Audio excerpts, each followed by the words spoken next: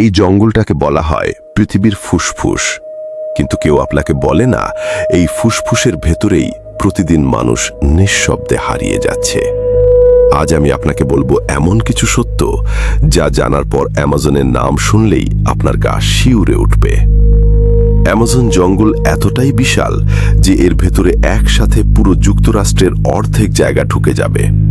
এখানে আছে 40,000-এর বেশি গাছের প্রজাতি, 30 লাখের বেশি প্রাণী, আর এমন জায়গা যেখানে আজও মানুষের পা পড়েনি।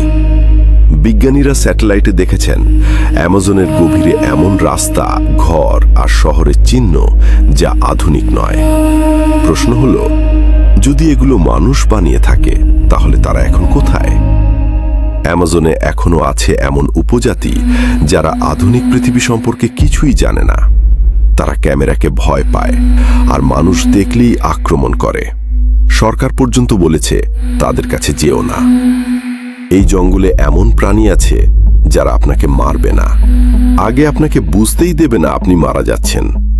এক কামড়, এক ছোঁয়া আর সব শেষ। 2017 সালে এক অভিযাত্রী লাইভ ভিডিও চালু রেখেই অ্যামাজনের ভিতরে ঢুকেছিলেন। ভিডিওতে শোনা যায়, I think someone is watching me. এরপর ভিডিও বন্ধ। মানুষটিকে আজও খুঁজে পাওয়া যায়নি। অ্যামাজন জঙ্গল শুধু গাছ আর প্রাণী নয়, এটা এক জীবন্ত মৃত্যু ফাঁদ। প্রশ্ন একটাই, যদি সুযোগ দেয়া হয় আপনি কি ঢুকবেন এই জঙ্গলের ভেতরে? কিছু রহস্য মানুষ জানার জন্য তৈরি হয়নি। ভিডিওটি ভালো লাগলে অজানার মায়া চ্যানেলটি সাবস্ক্রাইব করবেন।